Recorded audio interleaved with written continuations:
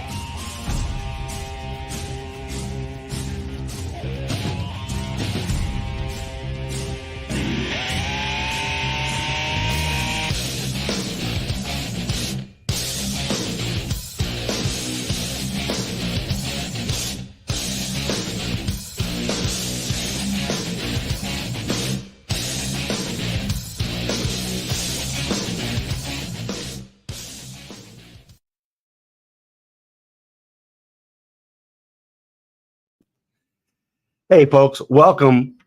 Please welcome to That Chronicles. This is a place where veterans can talk about items that are of interest to veterans. I want to thank 216 The Net for engineering this broadcast. And my name is Rick Prescott, former Sergeant, United States Marine Corps. And I'm Mike Ruffner. I am Jason Hertha, former corporal. Marine Corps. Be sure to look at our previous podcast. If you also catch us on, or you could also catch us on YouTube, please hit the bell notification, hit subscribe, and hit the thumbs up button for future videos. And it also helps us out with the algorithm. Also check us out on Spotify, Twitch, Apple. We'd like to thank our producers again, who are broadcasting from 216 Net. Behind the camera and microphone is Tim Stewart, co-founder of 216 The Net. Roger, That Chronicles is thrilled to have as our guest today, and we'll be glad when the writer's strikes is over because they put down an amazing person. It's like amazing. All Marines are amazing. That's right. But I've known Patty Clapp. What are you, a major or a captain? I mean, easily, major. Yeah. It's been, oh my goodness, forever. Yes. Yeah, almost as long as Barry Federici. Yeah, that's right. That was about the same time frame. Anyway, she's an author of Healing of a Marine, and I want to present Colonel Patty Clapp, United States Marine Corps. Thank you, Mike. Hoorah. Thank you very much. I'm very honored. Thank you very much for having me on your show, and it's a thrill to be here. Well, it's an absolute thrill to have you here. It truly is. You know, so just to get some little bit of background, what the heck made you decide to join the United States Marine Corps? I mean, it's crazy. Yes, it certainly was. A little bit about my story. I guess describe us as middle-class America family. I'm the youngest of four. My mom was a stay-home mom, and my dad was a Pan Am international pilot. And then 92, they went out of business, and then fortunately he did get picked up with United. But he was in the Marine Corps in 56. He was a fighter pilot with FA Crusaders, which is now retired in the Smithsonian. So he did everything that you would see in Top Gun. Nice. Yeah, it was very cool. And he did 3.5 years active duty, did overseas, and then Miami, and then the rest reserves at Andrews Air Force Base. So he did 20, squeezed in, and retired as a reserve major. And I couldn't remember a whole lot about him making a real significant impact. So obviously I was just a toddler when he retired, and I think I asked questions, but it wasn't a big source of topic. But I was definitely my father's daughter, so I took after him. We were very close, and growing up, I was really into soccer, committed and dedicated to soccer. And then him being a pilot, we did a lot of traveling, did international traveling. It was great. I remember as a freshman in high school telling my history teacher that we're going to leave Friday early because we're going to go to Rome, and we were just studying the Reformation. So he's like, you're going to Rome for Christmas break? And so it was great. Just really enjoyed the friendly skies growing up, a lot of travel, being an athlete, and just this right kind of combination that made it very attractive to me to join the military. but particularly the Marine Corps. And so my heart was set on the Marines because to me, yes, thank you. Yeah, hoorah. To me, that was premier, so all the other services, nothing against them, but it was Marine Corps or bus. Yeah, yes, sir. I know. I'm trying to be polite. She can use mine right here. So. I'm trying to be polite. We can speak over here. Believe it or not, I'm toning it down. This is my censored version. So, so my senior year in high school, I went to an all Catholic high school. So everybody was college bound, very preppy school. And so it was really a heart's desire. I would say it was up there as a calling because it was so few of women. And I thought, wow, what other organization I can't think of that would challenge me in every way and that let me serve as a Marine. And so did not have the guts to share that with my family. But then my freshman year in college, I remember being in the student activity center and I was so scared. And sure enough, that my recruiter had stood up a table, like a recruiting booth. I remember looking around the corner like, oh, I got to get my nerve up to approach him. But this is what I wanted to do. And come on, you can do it. So I approached him and basically the rest was history. But then I went home and told my family. So my mom was very supportive. I said, Mom, it's Marine Corps bus. I'm not interested in any other service. And she was extremely supportive. But for my dad, that was a different story. Wow. So again, him knowing the Marine Corps in the late 50s, hardly any women in. And I remember it very surreal, like it was yesterday. We grew up in Florida. We were in the back pool patio area. And again, home for Christmas break. And out of the blue, I just said, I'm joining the Marine Corps. And he said, he laughed and walked away. And so I never forgot that. And so then I did. And I'm sure he didn't know what I was getting into or if I could handle it. But I don't hold it against him. So I finished my 4 years. And when I graduated college, everybody wore their cap and gown. But that day I wore my dress blues. I had already finished officer candidate school in the summer of 93 and then graduated April 30th, 1994. Wow. And then 5 years active duty, the rest reserves. When I decided to get out, my dad's like, you should think about staying in, And, I understand. You love to visit me. I was at Paris Island as a Sears Commander recruit training. But what I found fascinating is I would have never thought I would have been a colonel. Absolutely not. I'm still pinching myself. I'm waiting for them to revoke it. So I'm just in shock. And so for my promotion ceremony, I was a school teacher in Prairie Grove, and I had it as an assembly, a school assembly. Had the whole student body there, over 700 students, teachers, staff, administrators. My dad was there, and I addressed the student body. I said, this is not about the military. I'm not recruiting. This is about following your heart, setting your goals high, and being true to yourself. And I shared that story, and I said, I told my dad I was going in the Marine Corps. He laughed. And today I outrank him by 2 ranks. That's awesome. And they all laughed. And it was just glorious. So I say that because, they said, how did you do that? I'm like, I'm not any flash in the pan. I just, you put your nose down. It's a grind. You know what needs to be done. You'll lean into each assignment. You give it your all, leave nothing on the table. And, I always give it back to that fairy tale as a children's storybook, the turtle and the rabbit. And we're all rabbits at the basic school, just full of ourselves, basically sour and vinegar, salt, all that good stuff, thinking we're going to be lifers and we're just dedicated till the end. And one by one, as time goes by, people are going on to other careers. And then it's like, oh, I'm still in here. And it's like, where did the time go? And so I am that turtle and that rabbit, that we used to be, that gets distracted, takes a break, rests on the laurels. I'm just one step in front of the other. Even if I fall on my face, it's still forward progress, but one step in front of the other. And here we are. Very inspirational. Quite inspirational. That's lovely. I love it. Well, during my time in the Marine Corps, you were in right around the same time. Mm-hmm. I remember we're like dinosaurs walking around, right? Well, we actually had flamethrowers back then, So that's really old. Yeah, but I wish I had a flamethrower. That'd be awesome. His flamethrower was a stick with fire on it. Oh, wait a Like, minute. he was launching catapults of hot garbage back in the day too, like they would do. Here we go. Here we go. It never stopped. Wait a minute, how could that be? Motor T, this Well, Silence. in our Motor T, it was like the Flintstones. We had to put our feet on the ground and push the vehicle along. Two big old wheels with rocks. Anyway, now that you ruined my train of thought. Sorry, it's not hard to do. Yeah. that was really easy this time. Yeah. No, I think during that time, and you might correct me if I'm wrong, but I remember the very first woman lady colonel in the Marine Corps at that time. And then at that time, I believe she made brigadier general by the time I left. Brewer.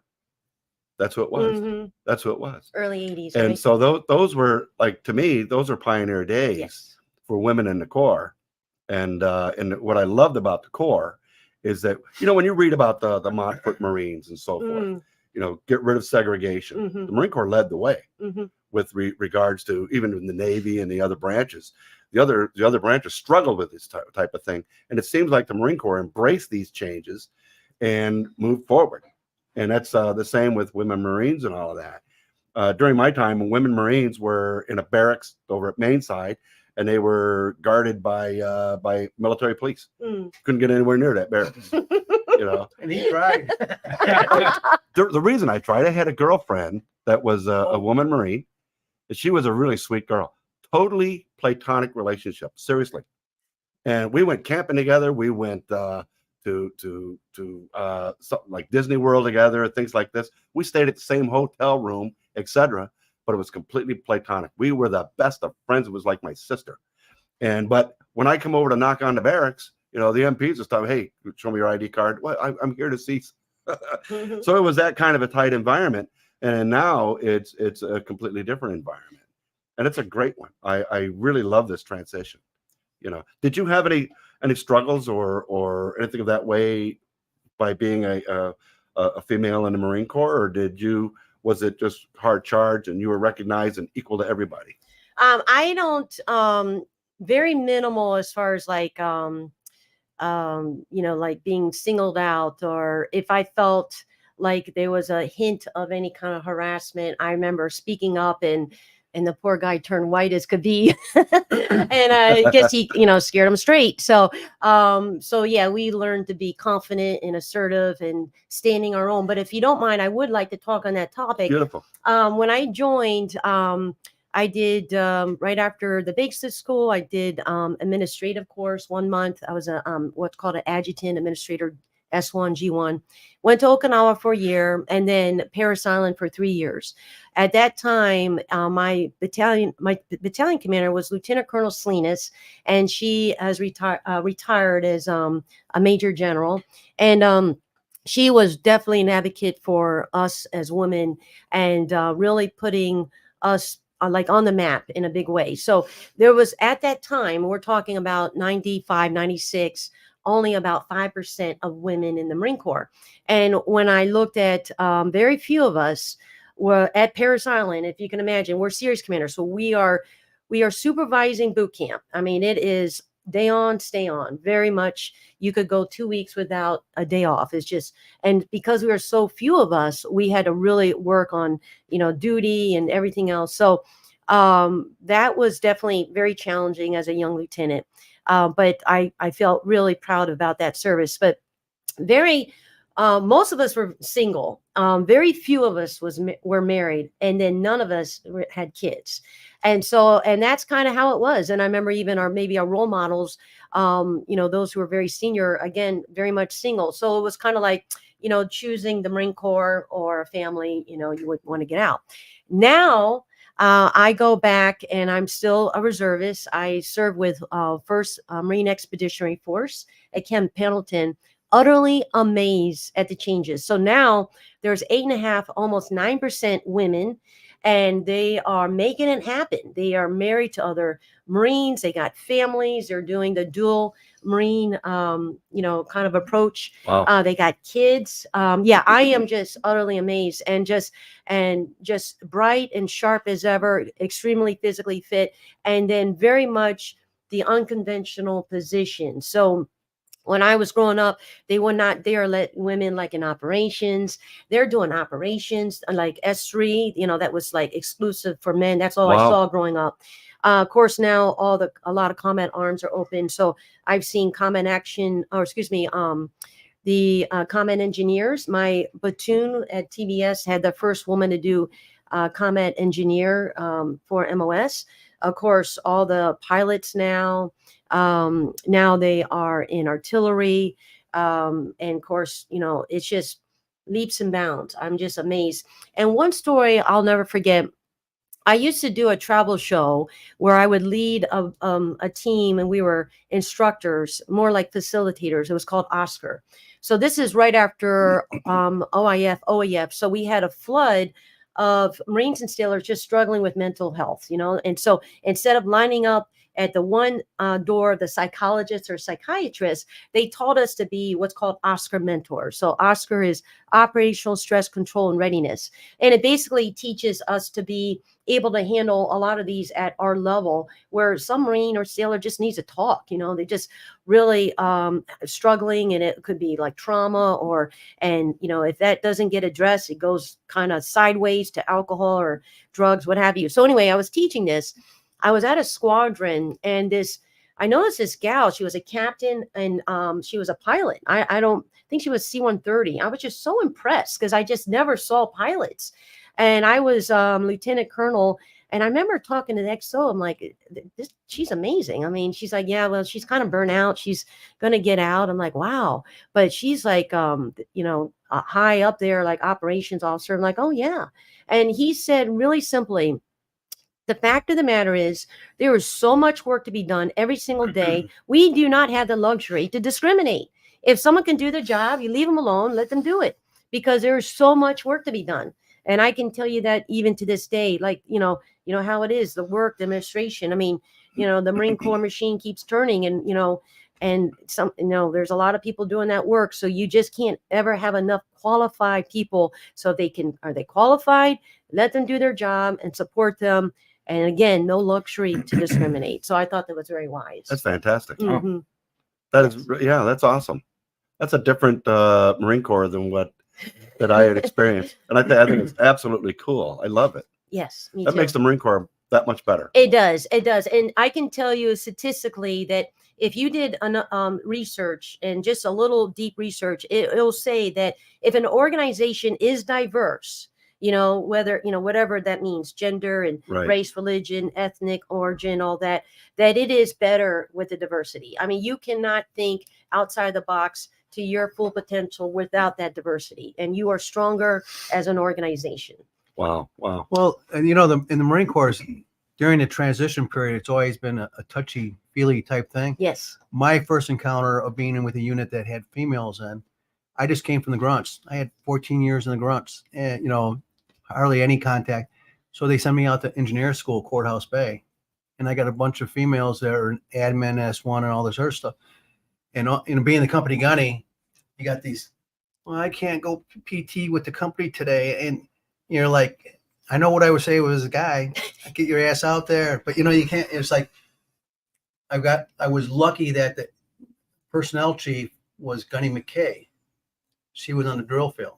She hated PT, but she hated it so much that she wasn't going to do this PT company formation by herself. She'd say, get your ass out there. I'm like, all right. She saved me the bullets.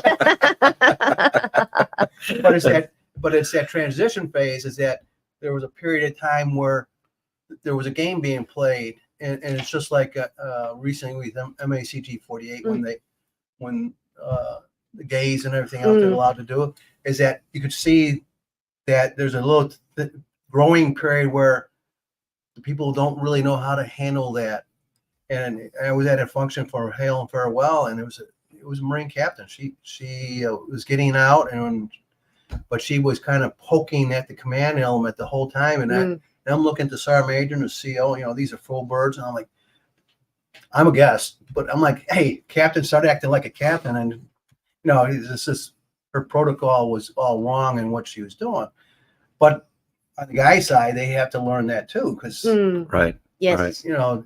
you can't cross that line, but how do you get to that point to make sure the mission still goes forward? Yes. I remember Mattis. Mm. General Mattis addressed those types of issues, and he stated something along the line. I can't paraphrase it, but it was something along the line that, you know what, I could care less. That if you can pick up a rifle and you can, be effective against the enemy, I could care less. As long as you're a fighter. And I forget the exact quote, but that's pretty much what he said. And to me, that kind of leadership takes everyone that might have issues and just says, okay, yeah, that's a perspective. Keeps your eye on the ball. It's wonderful. When I saw him, when was it? Dinner? Last year. Last year. Marine Corps Association Soldier Field. Yeah, I was expecting to be like this real tall guy. He's like tiny little dude. I was like, wow, all right. He's not as big as what he looks like on picture and all that stuff. But when he said, what is reality, or to define reality to your troops, I'm like, wow, that is an amazing quote, because you get a lot of people that get lost in their head about all sorts of crazy things. And even when you're out in the civilian world, like, oh, the world's going to hell in a handbasket, and what about this and this and this? It's like, whoa, stop for a second. Let's get grounded in reality, because about 9 things out of 10 in your head are not even going to come to fruition. Especially with all these so-called projected catastrophes. What was it? Y2K, everybody's freaking out. Nothing happened.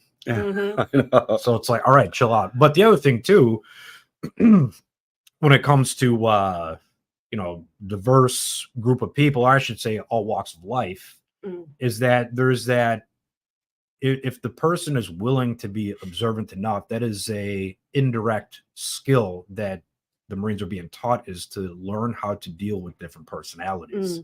So, if you get people from California or from New York or whoever it may be, because I've seen all walks of life, you kind of get a flavor of how different people act from different regions and whatnot too, especially when you're in the grunts. And a lot of people kind of talk trash about the grunts, like, oh, you're not going to learn any marketable skills while you're in there, and this, that, and the other. I'm like, I completely beg to differ. And that type of logic is incredibly outdated, because of the fact that, one, leadership there, if you're looking for leadership skills, the grunts is one of the best places to go, because you will be tested, especially if you're going into combat. And you could be the smartest person in the world, but if you train somebody, or you could have the smartest person to where they are told to do the most mundane task, but you start shooting a gun behind them or all sorts of explosion shit, they're not going to know what the hell to do. So you keep it simple. And then on top of it, you add that stress, and you're constantly performing that duty over and over, like fire team rushes and all that. They're going to perform incredibly well. So then when you go out in the civilian world, if they get the proper, amount of, for me, I'm all about mental health and awareness and all that stuff. So if they go out, get the help that they need, but also you got the GI Bill. So that whole thing of, non-marketable skills goes right out the window, because you have 4 years of college to go for any trade that you want within reason. But now, if your head is in the right place, you are now tested with that high amount of stress, where you're able to think and function better than everybody else in that classroom. So for me, I was crazy enough to do the whole chef route. So I'm like, this is basically like a flashback of a firefight, but without guns. It's more like food. I'm on the line. I got all these people like wanting their food and all this crap, and this isn't working, that isn't working. So how do I override this and then, get the ball rolling and all that stuff. So, but it's one of those tools that is indirectly snuck in there, if you are going to be observant enough to see that intangible skill. And even like transferable skills, right? But a lot of guys, like there's guys that I see, like, where they'll get a couple good things in life going on, that something shits the bed. FCC is not monitoring us, and then they lose all form of faith. It's like, oh, I'm like, dude, you're a grunt, all right? Things are going to happen. You've been through the worst. You just regroup and keep moving forward until you get that success. It's all a matter of persistence, but don't add too much persistence, but don't add too little. It's all about that balance now, because if you're overexerting yourself, you're going to burn yourself out. So, especially you know, for me, I don't like having bosses, so I like doing my own thing. It took me quite a while to figure that out. But also get the VA benefits too. There's a lot of guys and gals that's like, oh, don't deserve, like, shut up. That's your old way of thinking. That is your subconscious mind stopping you from being successful because you think this and this. You're not required to think right now. Just shut up. Go to a service officer that can help you out and get your benefits. Well, you know, that's a great segue into where we want to go with this. I think. All right. Well, if you don't mind, I would like to address that. And to your point, with the VA benefits, vocational specialties, Yes, that right. they will pay for that, so Right. for sure. But I had a similar story, just real quick, what you shared, Mike. I had my own grieving lately. So at 4th Battalion, that was a big chunk of my career. Again, very proud of that. The making of the Marines, you know, the transformation from recruit to Marine, and just nothing like it I've ever been part of. And I did four cycles, really intense, you know, a grind every day. But for us, back in the day, when I was there 96 and 99, my first boot camp was a traditional boot camp, and then we went to the Crucible. So I saw that really neat evolution. You transitioned to the Crucible? Yes. Yeah. Oh, wow. Yeah. So my first boot So you camp, saw the first one. yeah. Oh, yeah. In fact, I might have been That's one awesome. of the first ones. Yes, for sure. So back in that day, again, the leadership, we were all about segregated just at boot camp. So just at boot camp, you know, you think of all these young ladies, you know, and we talked about society and all the pressures and all, you know, the distractions there are. And we're just talking about a 10 to 12 weeks transformation to be a Marine to keep the distractions minimal. So we were just almost ingrained on us that segregation was a way to go for boot camp. And now, as you probably are aware, we are fully integrated. And boy, all my cronies, all my dear friends from Paris Island that we were series commanders, we were like, what? You know, I mean, it was like kind of like almost a brainwashing, like segregated all the way. And slowly, it's just like another foreign place, because it's like almost like your childhood, like you grew up in the Marine Corps and this is what you knew, and this is all you knew, and therefore this must be right, you know. And trying to like kind of who moved my cheese kind of change management. Wow. It just like, whoa, you know, I'm really trying to still wrap my head around it. So June 15th of this year, they deactivated 4th Recruit Training Battalion. That was the only female unit in the whole Marine Corps. And we all grieved. I'm just going to tell you, we grieved, you know, I mean, to have so much pride at that place. But then I went to, end of June, called the Joint Women Leadership Symposium. And I spoke to a lot of Marine ladies and staff and CO male. And they said that the change has been not as overwhelming as you might think. It's been a really good transition. This one male gunny, he said, I know that the male drill instructors are a lot more professional, because they would not say things if it was an all male recruit that now they say with female recruits present. You know, again, just more dedicated on the military professionalism. You know, just really like if it's all guys, they can, you know, kind of talk like locker talk. You know, do you know what I'm saying? Sure, Locker yeah. talk. Oh, you know well. Should I move on that subject? So you kind of get the idea, right? Yeah, the girl So instructor all said the- some things. Yeah. So let's put it that way. Not really ordained by Recruit Training Regiment, you know, through drill instructor school. It's really helped getting things done now. They did. Superlative, right? So that's kind of like that transition has been really good, and it was hard to hear that, but now, you know, we've had to come to that conclusion and kind of make peace about Well, that. you know, and I also think that DOD and the politicians made a big deal about the Marine Corps dragging their feet on this. Yes, Well, you know, like everything else, you know, if you rush things get really screwed up. correct. You know, so taking their time, I think, made it a lot smoother for that transition, and it goes with the 2030 plan that the Yes. commandant had. Force design. I know all those generals because they were my regimental commanders at one point or another, and they're all complaining about it. Like, I could see the long term, the good of what that's all about. I agree. It is a tough thing for that to happen, and I would say, you know, some decisions are out of our hands. It's just politically driven. That's, but if the comment says this is what we're going to do, then this is what we're going to do, and that's what we're good at. We're making that transition. We might need to take a little longer, but that's because we're going to let the traction take a hold to make it successful. That's fantastic. I think we're so good that we can give them our operation order and still kick their ass. Absolutely. I know. Rick, you have a comment up here for Mr. Jones? Oh, what do we have here? What? No red shirt? I bought my little Cuban shirt, and I wanted to wear it. What do you know about Cuba? Next cigars. All right, that's I racist. have one quick question before we move on. I coached soccer for 45 years, plus a military service. What did you learn growing up in soccer that transitioned into your Marine Corps experience?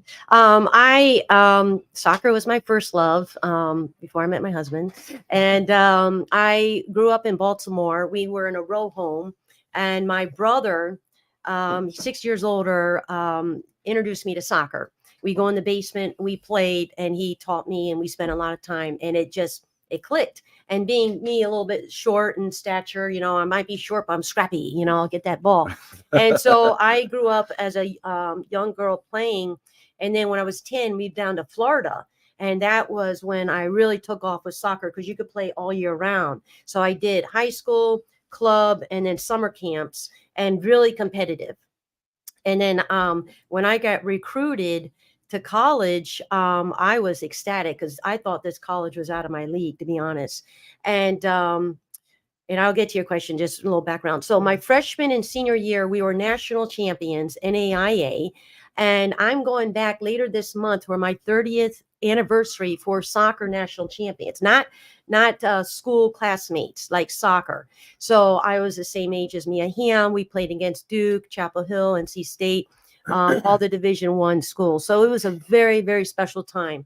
So when somebody is, making a decision, it's not, again, I don't see myself special or a flash in the pan, but you make a decision. Say, I love soccer. I'm going to, commit myself to soccer. I'm going to be dedicated. So the work ethic, preseason, 3 a day, the runs, the drills, the skills, the reps, the sets, all that is mundane. That was said earlier. But when you do it over and over and over, that practice where you can almost do it in your sleep, the confidence that you get, the leadership, but the teamwork as well, the give and the take, the supporting the litter, working as a team. So like getting our egos in check, that no one is better than the team or skill sets, or if you get a little attention here, that's great. That was that one game. Get back in the fold, keep your eye on the ball. So things like that. We had a great coach, so that helps a lot. So to get back to you, if I wanted to play soccer, I had to have good grades. It was hand in hand. So the academic piece was a great incentive, but just the underlining dedication and knowing that I saw myself as an athlete.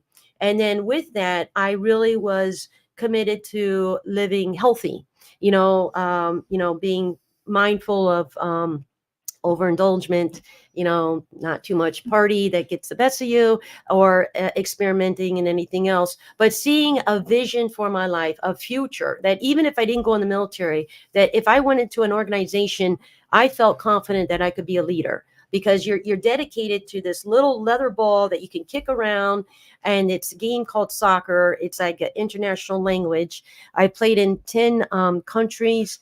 I played all Marine 3 times. The 4th time was all armed forces. Played for my country in Germany. This was right in the height of the Iraqi war. And my sister's like, you get all the breaks. You get to play soccer in the midst of this war.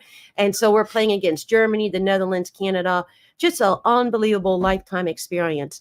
But just going back to the basics. And when I say basics, just like the Marine Corps, brilliance in basics, like you're talking about, the tactical skills. And when I talk to my Marines, I say, you've got to master the basics. Be on time, be on target. You're clean shaven, your hair is cut, you're in uniform, you know where you're supposed to be, you're prepared.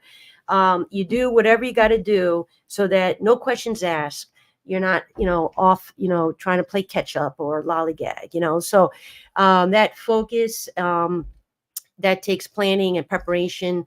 But all of that has a lot to do with, I would find being successful in the Marine Corps. So I say that because like I'll see my college coach, Becky Burley, and she stood up the University of Florida women's soccer team. She just retired a few years ago and they won nationals. So she's in all the history books and very proud. It would be like, any other well-known, let's say football, Joe Paterno, just in women's soccer kind of, sports language. So, but yes, I would encourage you, just really instill on those ladies, whoever you coach, guys, that, it a lot is to do with the life that you play on soccer is the same life you live off the field. It is very transparent, right? That's awesome. Go Yes, chase so that true. ball. Failure's not an option, get back on defense. I used to hate going back on defense. I got yelled at all the time. And don't take your eye off the ball. Keep your eye on the ball, focus. Right. I mean, who's with me? Come on. Yeah. That's fantastic. Well, you had written some material called The Healing of a Marine.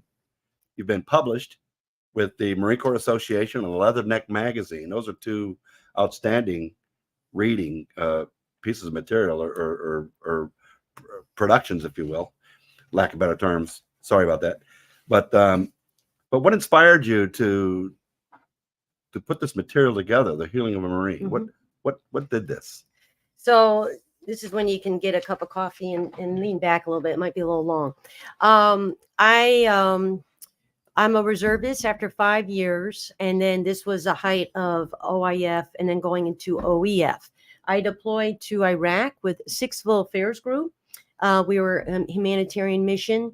I actually befriended a soccer team, and they came on base and they did a lot of sweeping in the streets and cleaning, and they were supervised by a security Marine. And so we would play soccer at lunch, and it was outstanding because at that time, women weren't really allowed outside the wire. And I was so nervous because here I'm wearing shorts. I don't know Arabic. I'm a woman. And they took me in. That's what I mean by soccer is that universal language. And every day I played, and it was just really special. It's my own civil affairs project, just connecting with the Iraqi people.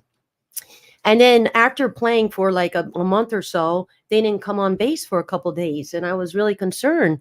Well, they finally came on base, and I had pictures taken of us playing soccer. And there are sets of brothers, Omar, Osan, and Middle Eastern names. And one of the brothers who I played against was shot and killed because he went to exchange his U.S. dollars for dinar. And so he was shot and killed. So it was extremely devastating. And I had a picture of him in a group photo as well as playing soccer. And it really just took, the life out of me. I was just really shaken up. And they came back on base and they said, this was very sad, but that was pivotal for them to make a choice to join the Iraqi police. So they became basically our coalition forces. So that was, wow. A little bit of a silver lining. But I was the administrator, so I did all the PCRs, it's personal casualty reports. We almost lost a Marine, just the wear and tear, where in the midst of a deployment, you don't have time to process, for those who've been in the combat zone, you just, press on and, and get the work done. So when I got home, that's when I knew my first kind of dose of PTSD. I had a horrible fight with my father. I get along with him very well. It was very, very upsetting. And I knew I needed to get help. So I got help. I was single at the time, and I felt I was in a better place. I took on another 1-year assignment in Germany, and that's where all the wounded were medically evacuated from Iraq and Afghanistan. So it was almost like secondhand trauma. So like a lot of at that time, all the hospitals in the U.S., it was like compassion fatigue. We were just overwhelmed with all those who were wounded. So after a year, I took some time off, and the only position thereafter that I was qualified for is I did take a 2-week course in Germany to be a mortuary affairs officer. Well, that was the only position open, and I was ready to serve, and there was a great need. So, again, 2 raging wars at once. I'm here to serve. That's what we do as Marines. So I was the called Personnel Retrieval and Processing, PRP, Detachment OIC. So I had a detachment, about 12 to 15 Marines, where we did mortuary affairs. So at this time, we were headed to Iraq, and Iraq was kind of tapering off. So the impression we had was that, we hope to God we don't have to work. It should be really light. Well, this is right at the time President Obama made a troop surge in Afghanistan. Right. So our orders got frozen, and we were ready to deploy the next month, and we were staying at Camp Lejeune for additional 4 to 5 months, and then redirected and stood up 2nd MEB, Marine Expeditionary Brigade, under General Nicholson. And we were the first footprint to do mortuary affairs. And regrettably, we had to work. We did a lot of work. So it was extremely traumatic. If you can imagine, doing mortuary affairs in a war zone. So just, taking care of the human remains and not seeing them as human remains, but they're our beloved Marines and sailors who had paid the ultimate sacrifice. And this was repeated exposure that was very traumatizing. So with that, and when we had to work, my Marines, we grieved deeply. It was extremely difficult. So just remembering our fallen with love and reverence and honor of the legacy, and they lived a very full life in their sacrifice. So when I came home, expecting to have the best year of my life, because I got selected for lieutenant colonel, I survived a war zone, and I was engaged to get married. I had the worst year of my life. I just was a tormented soul. So just everything that you read about PTSD, the signs and symptoms, the rage, the uncontrollable anger, the impatience, the hypervigilance, feeling like my skin was crawling, very sensitive to temperatures and noises, my whole environment, just what I call a tortured soul. So I got help through the VA, and I would go to these appointments.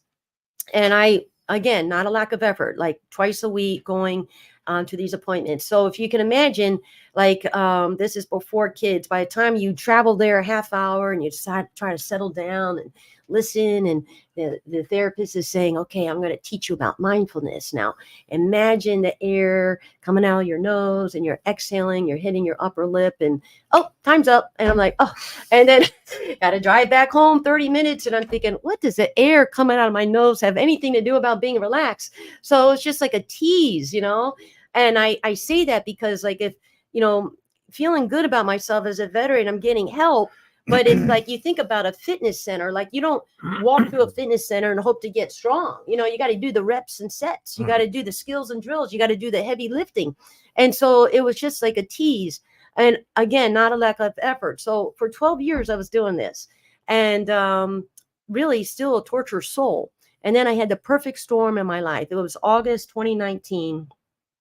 And I took 2 years off for my second child from teaching, went back to teaching, and teaching had changed a lot. I was just utterly overwhelmed. I used to have 18 students. I had almost 40 third graders. Oh my goodness. And then sharing it with another PE teacher who had 40 students, third graders, 80 in the same room. Ooh. My triggers, I was like, same with the high school. We were over 100. You must only be like, 25 on each side. Just really in a toxic environment, really struggled with the leadership. I just had to walk away. I couldn't handle it. It was just, and I had thoughts of retiring. I was a teacher for 16 years. Like, I thought this is where I was going to retire. So that was devastating. Really felt like a failure. My dad passed away, a very, very big hole in my heart. My mom passed away, coming to terms of being an adult orphan. I'm the youngest of 4. And then I had the wonderful task to be the executive of the state, selling my dad's house, selling the property, dividing up the thing. My brother struggles with addiction. I had to be like a trustee of the trust, almost like a guardian. I was going out of my mind. And so once I was escorted out of the building from teaching, I'm like, I need immersion. This is not working. So for me, I knew I needed deeper help. So by the time I went to, I did go to a PTSD treatment inpatient facility in Cincinnati. That was January of 2022. And I didn't tell a soul. Had a lot of shame. I told my best friend, my husband, my in-laws, and I'm going away on a military assignment, which is true. It's nobody's business, right? And so I went away, and oh my gosh, the best gift I could receive in my entire adult life. First, breaking down PTSD and understanding that this is your mind being hijacked by PTSD to keep you alive.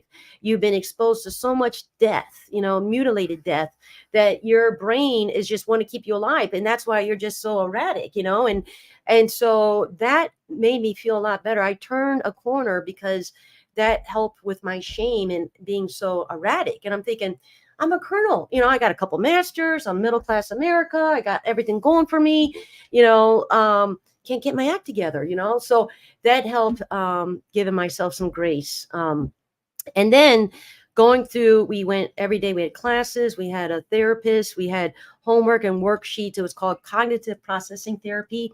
And basically working on your mind to say what's logical, what's not logical. You're acting not logical, illogical. Let's be logical. So it's like kind of like basically convincing yourself that you're going to be okay, or let's kind of talk yourself off the ledge, and all these exercises. And over time, oh my gosh, it felt like God sent his best guardian angels to my flanks and pulled me out of this death grip of PTSD hell.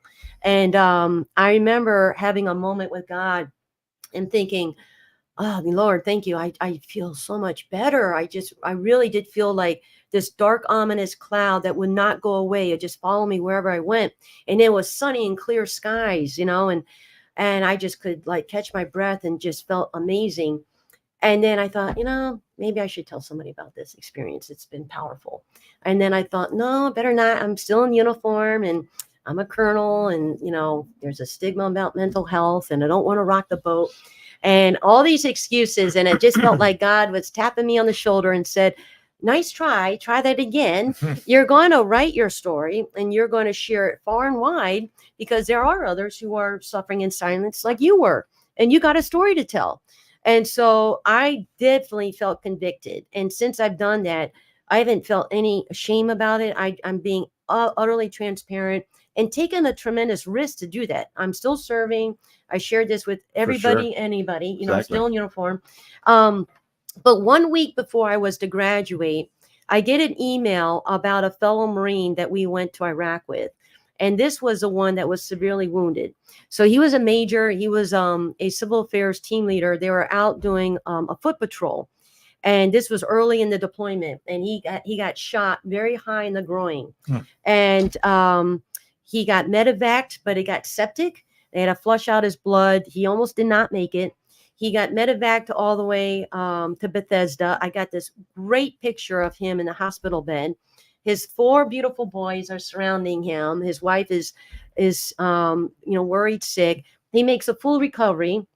He continues with his active duty service.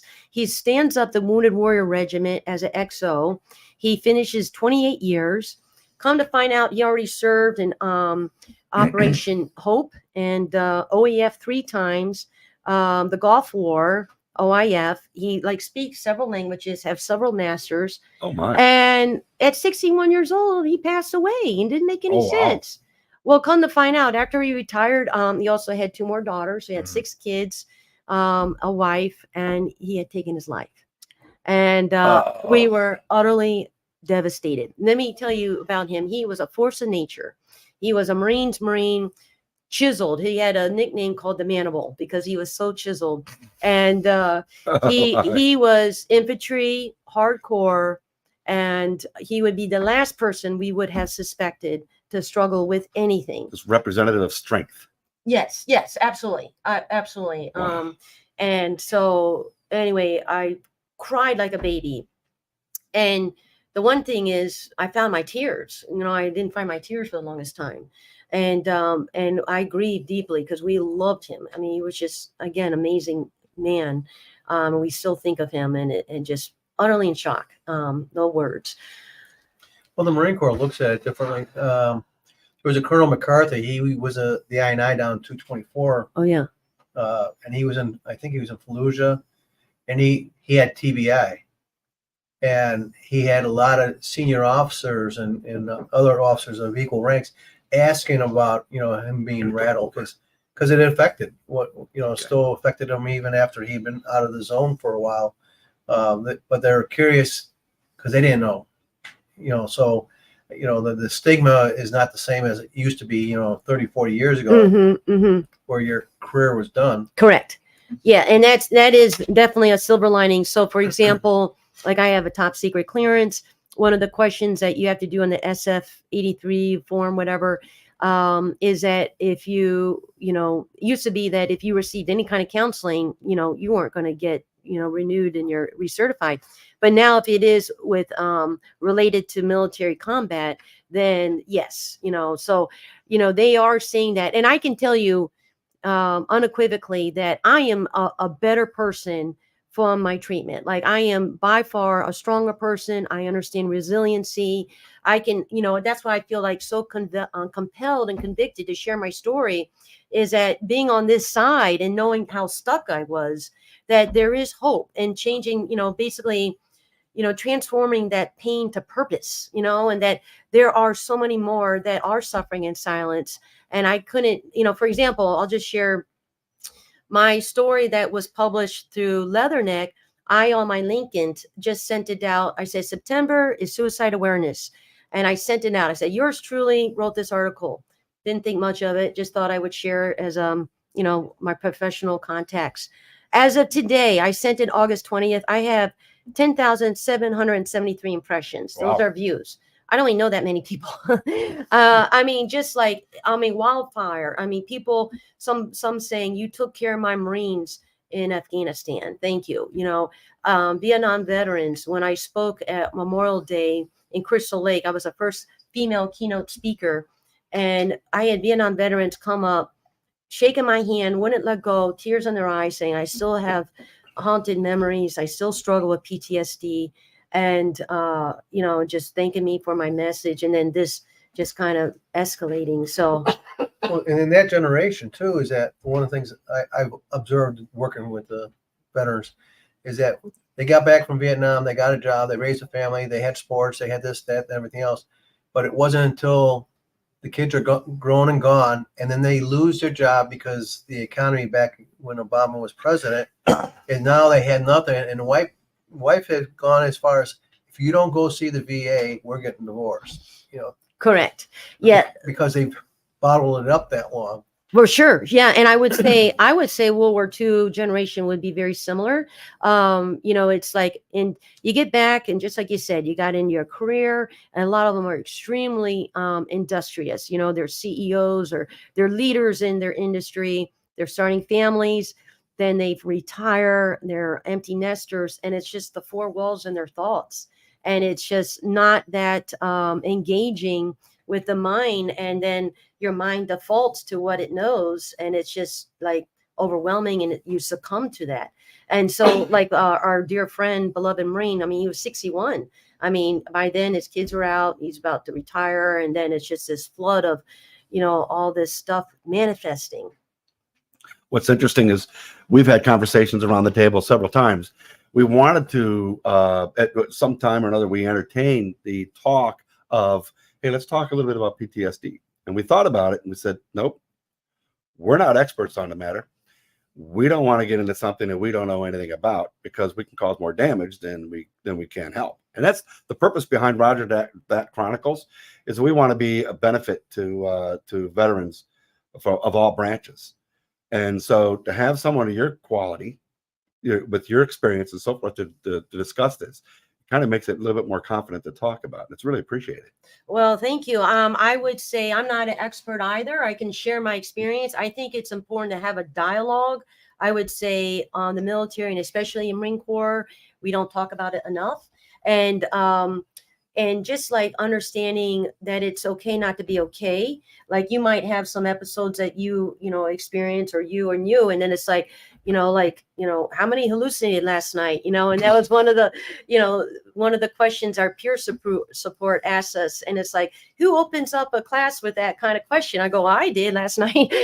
So it's like, once you have that dialogue, you do disarm the stigma and the grip it has.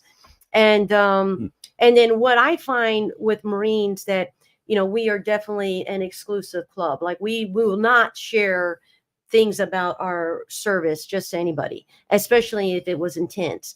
And so a lot of the Marines saying, I'm supposed to bare my soul to this civilian.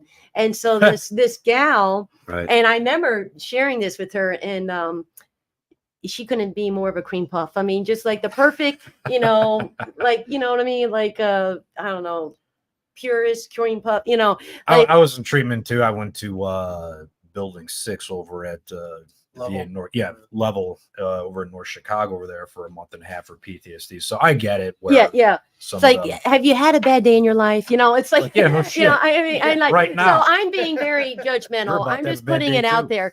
But I said, look, and when we first met, I think she told me she was intimidated by me. She's like, when you asked me if I served my country in the military, I got really feeling small. Like, I'm like, well, I didn't mean to do that. And I love her to death. She's amazing. And I think of her very highly. But I wanted to prove a point, because I knew I wanted to put this in my article to say, look, she's not an expert in military. She's an expert in trauma. She's an expert in PTSD, and she's going to help me get better. And she did. And so we have to be a little smart about it, maybe even mature about it, to say, look, I don't expect you to, go in the streets of Fallujah. And some combat Marines will be like, but you don't understand. You weren't there. Yeah, I was there. No, you weren't down in that alley. It's like, okay, you're talking about the grid point. You can stop now. Like, enough's enough. Like, if you are going to use that as an excuse to not get help, right, shame on you. I mean, so that is a stumbling block that I wanted to address in my article. If I may, I was in law enforcement, and I visited a good friend of mine that we served together in law enforcement for years and years. And we went out to his garage and away from everybody, and he simply asked me, "Hey man, do you have bad dreams?" I said, "Of course I do. Call up my warrior scars." I said, "I just live with it." He goes, "Rick, I see paranormal stuff. I have experiences." So what he's describing is seeing things. Yes. And he's hearing voices and so forth. I said, "What are you doing about this?" He goes, "I went to my psycho doc. I do have a psycho doc. And, we're talking our language." And he said, the guy told me this is a very normal reaction to a very chaotic situation and a series of them over your career. Yes. And I went, wow, learning, boom, light switch. Thank you, Rob. That's awesome. So, but anyway, to hear this, yeah, it makes absolute sense. Yes. For where he reached out. And what's odd is I know good and well that other than perhaps his spouse, he would not say anything to anyone else outside of police. Exactly. I agree. I wouldn't share this. I don't share it with my husband. I won't share it with anybody. It's on the internet now. Well, now everybody's. But nobody that I know will listen to this. No, don't take that offense. But they just, You'd be surprised. So I'll just say this real quick, and I'll wrap it up. You're absolutely right. The thing is about a stigma. We don't mind going over. I'm sorry. I'm sorry. Go I can't read that far. I was doing 2 minutes, not peace sign over I here. thought you were going to want to talk or something. Oh, no. Oh, okay. Oh, sorry. No, we're going to go over. Everything is a blur.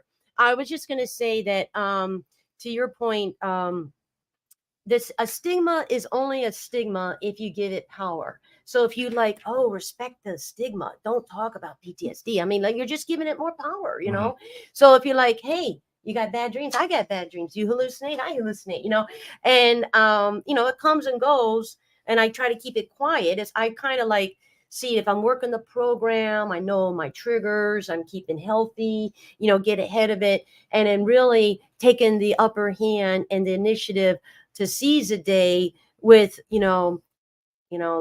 exercise, reading my Bible, doing prayer, doing all those things that I know that are going to set me up for success.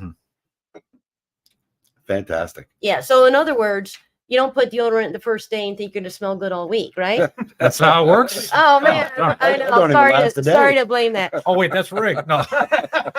Or you eat a big meal and binge and think you're going to be full. I mean, these are the daily disciplines, just like we expect of our Marines. But as veterans, of all people, we should be living that great American life because we know what other people in the other parts of the world live like. And it's like, thank the Lord, I got so much to be grateful for starting being an American and being in this great country. You mentioned a while ago that there was a scripture.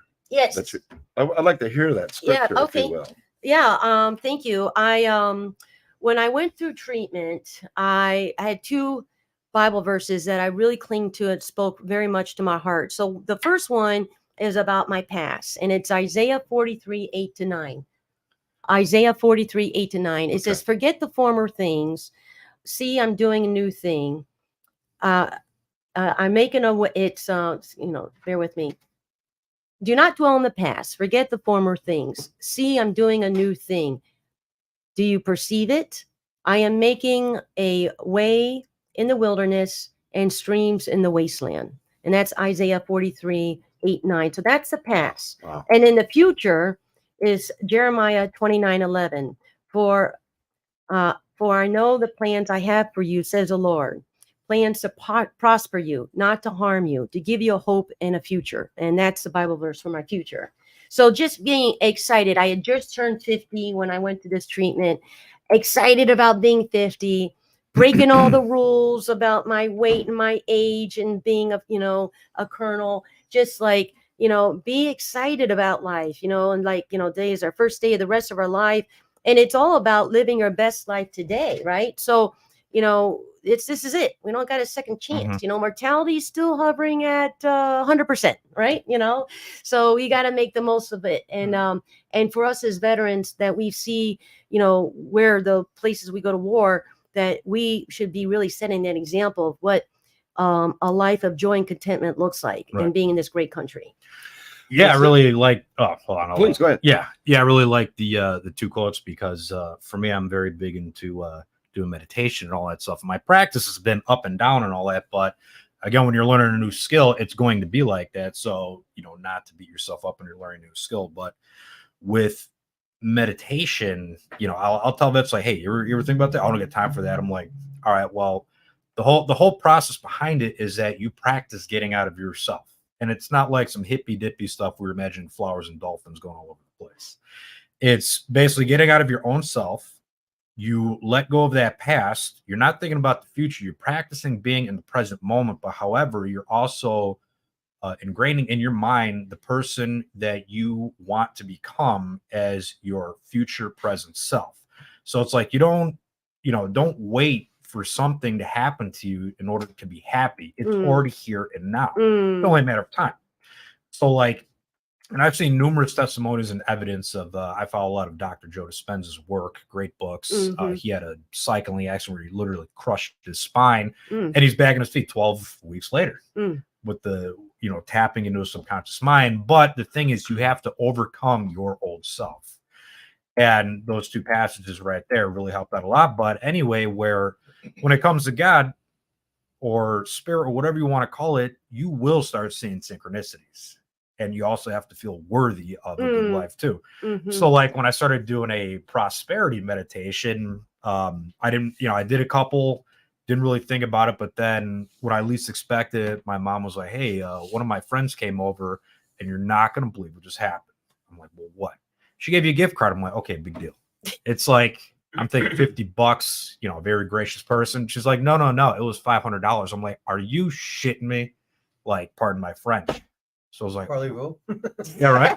I wouldn't shit you. You're my favorite bird. But I was like, oh my God, that's insane. So it's one of those things where if you keep up with that practice, you will be gifted with it. But you're not necessarily asking for material things. You're just putting out that good energy for people and they will be inspired to give it back. Like what you put out there is what you get back. Yes. You have to stay consistent with it. And you're literally rewiring your brain. Yes, when you change your energy, people will start responding to you differently. Absolutely. So, and that's the thing, like if you're doing some sort of practice and then you get some sort of failure, don't stop. that's, it's either the universe saying, hey, do you have the tenacity to keep going forward? But don't look at it as like, oh my God, this thing sucks. Like, okay, here's this one obstacle. It will be overridden somehow. Just get out of my own way, tap into the Holy Spirit, whatever, because it knows better than I do. When I use my own ego, that's when stuff goes awry. Mm-hmm. So, and again, it's a practice too. You can never really make the wrong guess or action or whatever, because this is just nothing more than a big, as you're talking testing along, ground. I'm metaphorically seeing images in my head where, in policing, I remember I had a discussion one time where, hey, the house is, there's a 2-year-old baby. And, would you run in the house to save the people inside of a fire? The place is on fire. I went, oh, I don't know. But then again, the new metaphor came up with, there's a plank and you're on the 14th floor of an apartment complex and there's about a half-a-year-old baby crawling on this plank and she's outside the window and she's going to fall. Would you go out there to get that kid? Absolutely. And for some odd reason, what comes to mind is stepping outside of yourself. Right. And that is, when you're thinking about yourself, I don't know. But then when you step outside yourself and see something in a bigger picture, something that's more worthy, then all of a sudden it's a different ball game. Well, and then you also ask the question too, is I don't know what came over me. I just did that. Well, what inspired you to do that? Exactly. It wasn't yourself. It was something beyond you. Right. So, and it's courage. It's that's where a lot of that comes from is the courage. The fear side of it is the thing that kind of holds you back, but it's also the fear can also initiate that courage. Right. Yes. So it's kind of an oxymoron, kind of a conflict, and a paradox. When you were talking a little while ago, I was thinking of a comic that I saw one time, where a soldier was inside of a foxhole and they had him down and he was doing his fear number, and it was representative of PTSD. And on one caption there was a soldier's head looking down into the foxhole, and you can see him up there, and you can see he was in trouble. And then the next caption went over, he went down into the foxhole with him.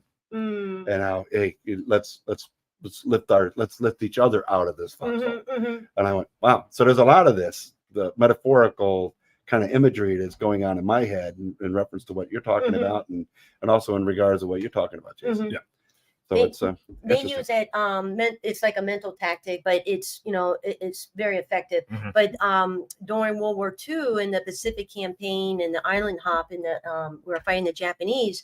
The leader told the it might have been a Marine or soldier. It says if they said to him, okay, you need to keep your eyes open, do not fall asleep, because if you do, you will be killed. Well, he comes around, makes his rounds, he's falling asleep. Okay, so that's not working. But he says, okay, if you fall asleep, your left and your right are going to get killed. And then he could stay awake. Because if you're doing it for your left and right flanks, then you're doing it outside of yourself. Then you're willing to do the hard work to stay awake, in that instance. Absolutely. Yeah.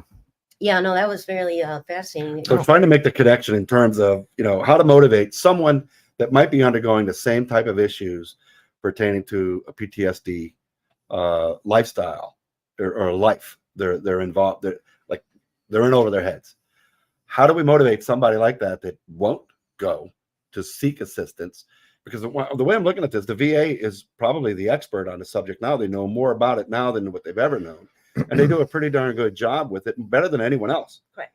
And so how do you motivate someone? How do you get them to say, okay, I've accepted this. I'm going to reach out and I'm going to step outside myself. I'm going to go seek some assistance. It's pretty simple. If it's an infantryman, you just say no balls, and then they'll go out and do anything. That might work for some, but would it well, work infantry? No, I'm just being a smart ass. But that was one of our things when it's basically like when you triple dog dare someone who's triple. But when you say that, they're like, oh, damn it! Now I have to do it now, or else I'm not going to be a man and all that stuff. Well, the thing, my observation, and I'll use Jason as a guinea pig. Sure. If we were to told him to go to the VA and get PTSD, he would turn around and say, sure, whatever. But by gently kind of growing that trust in that, he turned around and he says, I'm going to check into the VA and get treatment. Because now he's willing to go to it. It's not, you get a veteran that's trying to push another veteran to do something that they're not comfortable with to begin with. But if you kind of plant that seed and then you put enough fertilizer on Yes. it, they'll Alpha Mike logged in. Yeah. I like that. That's good. That's good. Alpha Um, Mike, wink, wink. No, we have I, Anna Maria, if I may. Phonetic alpha. Anna Maria, she's a Marine. And she says the easiest way to tell someone they matter and that they have a higher purpose. Yes. Absolutely. I totally agree. I was gonna So- add, be that battle buddy. Yep. And be with them present. Take them, drive them, sit, wait for them. That is real critical because then there's nothing like that anxiety when you're waiting for your name to be called. You're next. You know, Mhm. it's like if you're there, present. You know, like that human contact is gonna be really crucial. Right. Awesome. And the thing too is real quick, because I know we gotta get going Yeah. and all that stuff. So, for me, coming from experience where battled alcoholism, so I've been drinking over 12 years, Mm. Probably hundreds of thousands of panic attacks and all that stuff. So when I get a guy that's a little apprehensive, like, oh, I don't know if I should go to treatment. It's like, shut up. I know where you're coming from. I get it. All right. Now, there's no shame in it whatsoever. Either you continue what you're doing now, or you get the help you need, and then you're going to overcome this stuff. It's just persistence. And I put, a smart ass little funny twist behind it, but I also put heartfelt stuff behind it, actually being serious too, that everyone's a little different, so you gotta again learn each person's language a little bit and observe how their personality are and all that. But I wish I could be closer to some people that I know that desperately need it, because some of them are out of state, and it's like, well, I can only tell them so far. It's like you have to take the action though. But I don't mind bothering them here and there and checking in with them and all that. But find a good service officer to help you out. They will point you into the right direction and For come up sure. with a game plan. So We had a conversation on two ball games yesterday. We get into trouble for one of two reasons. Number one, we think without acting, and number two, we act without thinking. Mhm. absolutely. It's that middle ground where we think and then we act on it where we become successful.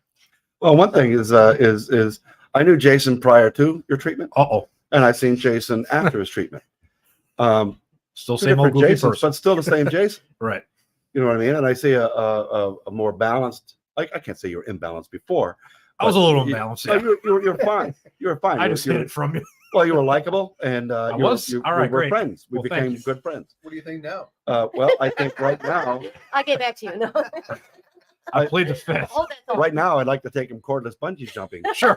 Yeah. Well, No. put the quarter on the neck and then go bungee jumping. No, but you had also described you got your life back, Yes. and so And that's then some.